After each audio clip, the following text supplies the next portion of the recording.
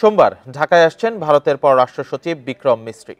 ঢাকা দিল্লি পারস্পরিক স্বার্থ সম্পর্কিত নানা বিষয়ে পররাষ্ট্র সচিবের সঙ্গে আলোচনার লক্ষ্যে এ সফর করবেন তিনি। এ বিষয়ে আলোচনা করতে রাজধানীর কাকরাইল থেকে আমাদের সঙ্গে যুক্ত হয়েছেন রাজশাহী বিশ্ববিদ্যালয়ের আন্তর্জাতিক সম্পর্ক বিভাগের সাবেক সভাপতি ডক্টর সৈয়দ আব্দুল্লাহ আল মামুন। ডক্টর সৈয়দ আব্দুল্লাহ আল মামুন, আপনাকে স্বাগত জানাচ্ছি। প্রথমে যেটি বলতে চাই, সাম্প্রতিক কূটনৈতিক টানাপোড়েনের মধ্যে ভারতের পররাষ্ট্র সচিবের সফরটি খুবই গুরুত্বপূর্ণ, খুবই স্বাভাবিক। তো এতে কি ধরনের আলোচনা হতে পারে বলে আপনি মনে করেন? ভারতের পক্ষ থেকে আসলে কি প্রতিক্রিয়া দেখানো হতে পারে? দেখুন, আমরা ভারতের পররাষ্ট্র মন্ত্রণালয় ইতিমধ্যেই এ ব্যাপারে একটা ব্রিফিং দিয়েছে এবং তারা এটা বলেছে যে কাঠামোগত আলোচনা হবে। তো তারপরেও যেটা মনে হয়েছে যে বহু ধরনের বিষয় এর মধ্যে অন্তর্ভুক্ত থাকবে বলে আমরা মনে করছি। কারণ হলো যে বাংলাদেশ ভারতের যে সম্পর্ক, এই সম্পর্ক একমুখী নয়। আমরা আসলে কেউ কারো উপরে কমপ্লিট নির্ভরশীল নই। ভারতের যেমন আমাদের প্রয়োজন আছে, আমাদেরও ভারতের প্রয়োজন আছে। একটা সৎ প্রতিবেশী সুলভ সম্পর্ক উভয় দেশের জন্য দরকার, কিন্তু সাম্প্রতিক বাংলাদেশে একটা সরকার পরিবর্তন এবং তার পরবর্তী ঘটনাবলীর সাপেক্ষে যে মিশ্র প্রতিক্রিয়া সৃষ্টি হয়েছে ভারতে এবং বাংলাদেশে, তার ফল হিসেবে কিছু দুঃখজনক ঘটনা ঘটেছে। এবং এই দুঃখজনক ঘটনাগুলো আমরা দেখেছি যে আসলে আমি যেটা মনে করি যে আসলে আমাদের যে সোশ্যাল মিডিয়া, এই সোশ্যাল মিডিয়ার যে ব্যাপক ব্যবহার, এবং এই ব্যাপক ব্যবহারের কারণে আপনি জানেন যে ভারত এখন যদিও কনস্টিটিউশনালি একটা সেকুলার স্টেট, কিন্তু ভারতে যে সরকারটা আছে তাকে মনে করা হয় যে এক ধরনের ফান্ডামেন্টালিজমকে তারা সাপোর্ট করে।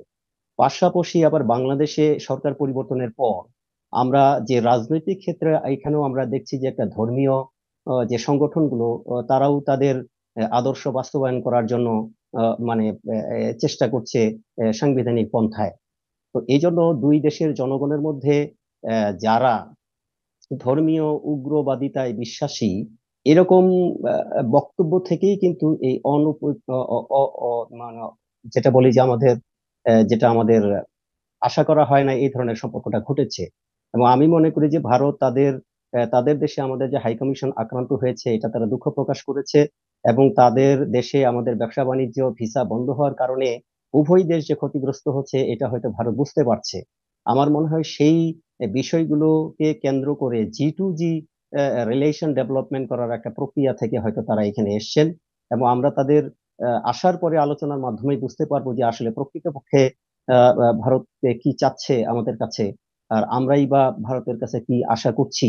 এই দুটো মিলিয়ে কিভাবে আমাদের সম্পর্ক মানে যতটুকু চির ধরেছে, এটাকে কিভাবে উন্নীত করে উভয় দেশের জনগণের কল্যাণে কাজে লাগানো যায়। সেক্ষেত্রে হয়তো ব্যবসা বাণিজ্য নিয়ে আলোচনা হবে, ধর্মীয় বিষয় নিয়ে আলোচনা হবে, প্লাস আঞ্চলিক এবং গ্লোবাল পলিটিক্সে ভারতের কি অবস্থান, বাংলাদেশের কি অবস্থান, এই দুই বিষয়ের মধ্যে থেকে আমরা উভয় রাষ্ট্র কিভাবে এগিয়ে যেতে পারি, এই ধরনের বিষয় সে হয়তো বিষয়গুলো আলোচনা। নিয়ে আলোচনা হতে পারে।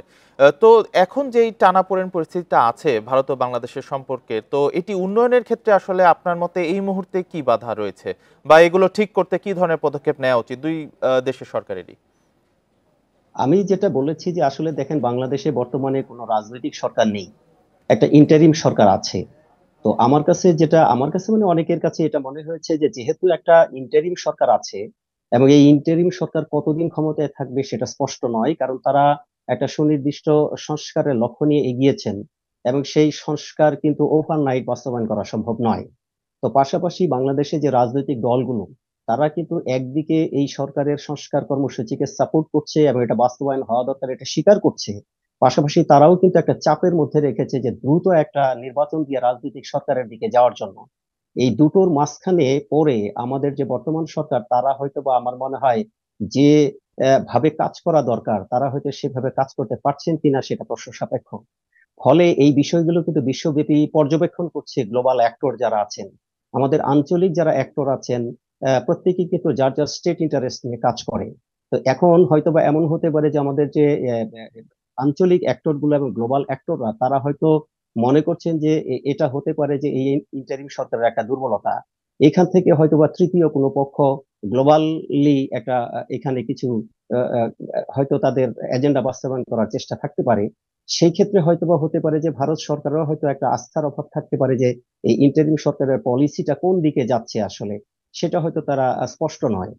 যদিও বাংলাদেশ সরকারের মাননীয় প্রধান উপদেষ্টা জাতিসংঘে ভাষণে বাংলাদেশের ইন্টারিম সরকারের কি লক্ষ্য সেটা তিনি উল্লেখ করেছেন, কিন্তু তারপরও যেহেতু এই সরকারের কোনো রাজনৈতিক দল নেই, রাজনৈতিক কোনো ভিত্তি নেই, কাজেই বক্তব্যটা হয়তোবা যেভাবে সরকারের থেকে দেয়া হচ্ছে সেটা হয়তোবা বহির্দেশে আস্থা অনাস্থার একটা সৃষ্টি করছে।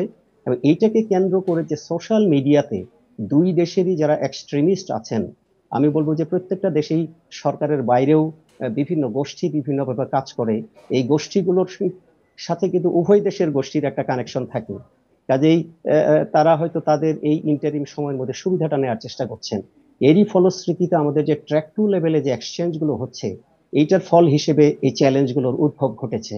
তা আমরা মনে করি উভয় দেশের জনগণের এই জায়গায় বুদ্ধিমত্তার পরিচয় দিতে হবে, কারণ এখন টেকনোলজির এত ডেভেলপমেন্ট ঘটেছে জি, যে উভয় দেশের আমরা একটা ঐকমত্যে আসতে হবে। আপনার বক্তব্য আমাদের কাছে পরিষ্কার। ডক্টর সৈয়দ আব্দুল্লাহ মামুন আমাদের সাথে যুক্ত হওয়ার জন্য এবং আপনার মতামতের জন্য অসংখ্য ধন্যবাদ আপনাকে।